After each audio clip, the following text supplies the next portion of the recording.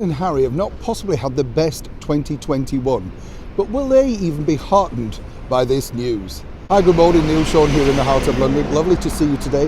Hope you're all keeping fit and well. And as ever, we've got a busy day, and this particular royal story may just warm your heart. Let me explain the reasons behind this. Now, as we all know, 2021 has been a busy year for Harry and Meghan. They did that tour to New York City. Nobody knows really the reasons why.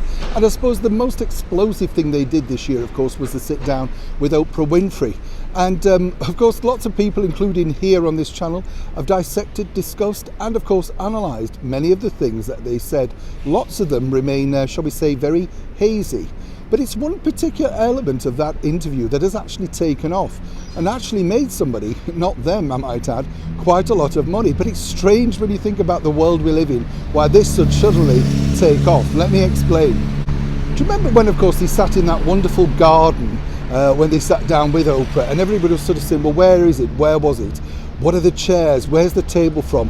What was she wearing? I know a lot of people felt like that.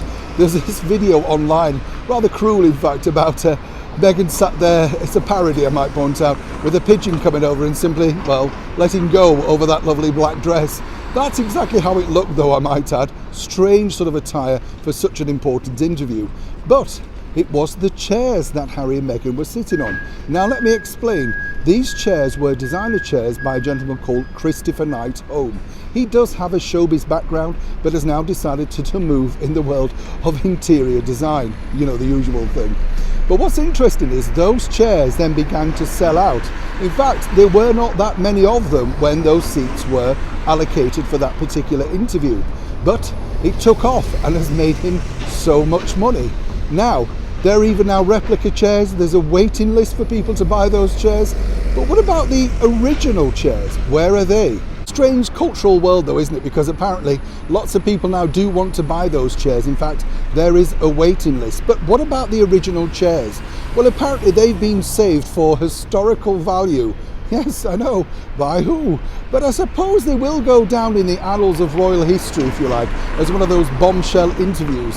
I'm not quite seeing it up there, of course, with the abdication speech way back in 1936, but you get the picture.